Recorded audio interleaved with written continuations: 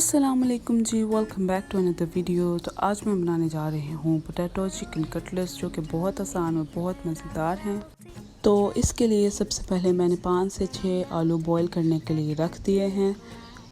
और अब मैं एक सॉस पैन में 1 गिलास पानी डालूंगी और 150 ग्राम चिकन डालूंगी। हाफ़ टी स्पून नमक जाएगा, हाफ़ टी स्पून ही इसमें डालूंगी मैं ब्लैक पेपर पाउडर और 1 टेबल स्पून इसमें मैं डालूंगी विनेगर और इसको अच्छी तरीके से बॉईल करूँगी।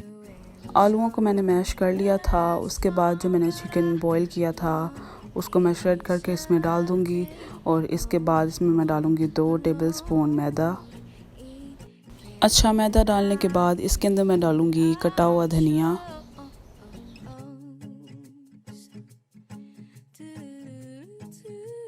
धनिया डालने के बाद इसके अंदर मैं मीडियम साइज़ का कटा हुआ प्याज डालूंगी और 6 से 7 अदद कटी हुई हरी मिर्चें और एक इसमें मैं डालूंगी अंडा। अब इसमें नमक आप अपनी मर्ज़ी से डाल सकते हैं हस्बे ज़ायका।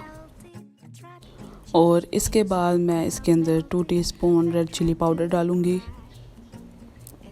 अगर आपको लाल मिर्च ज़्यादा पसंद है तो इसके अंदर आप ज़्यादा डाल सकते हैं, ऐड कर सकते हैं। उसके बाद इसके अंदर मैं डालूंगी हाफ़ टी स्पून ज़ीरा और हाफ़ टी स्पून इसमें मैं डालूंगी काली मिर्च का पाउडर। और उसके बाद इसमें मैं डालूंगी ड्राई कोरिएंडर 1 टेबल स्पून और इसको अच्छे तरीके से मिक्स कर लूँगी। मिक्स करने के बाद इसके मैं एक ही साइज़ के कटलेट्स बना लूँगी। फिर एक बर्तन में मैंने 3 टेबल स्पून बेसन डाल दिया है और 2 टेबल स्पून इसके अंदर मैं डालूँगी मैदा और 1 टीस्पून नमक और इसको पानी की मदद से अच्छे तरीके से मिक्स कर लूँगी। एक थिक सा बैटर बन जाएगा इसका। इसके अंदर हम अपने कटलेट्स को डिप करके फ्राई करेंगे।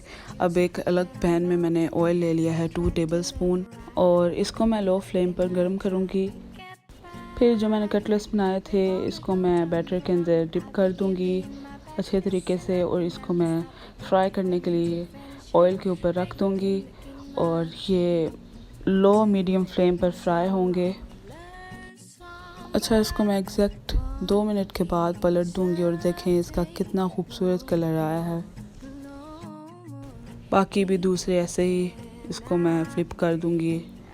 और चलें जी, ये कटलेट्स बनकर तैयार हैं। तो अगर आपको मेरी वीडियो पसंद आई हो तो मेरे चैनल को लाइक करें, शेयर करें और सब्सक्राइब करें। मिलते हैं अगली वीडियो में। अल्लाह हाफिज़।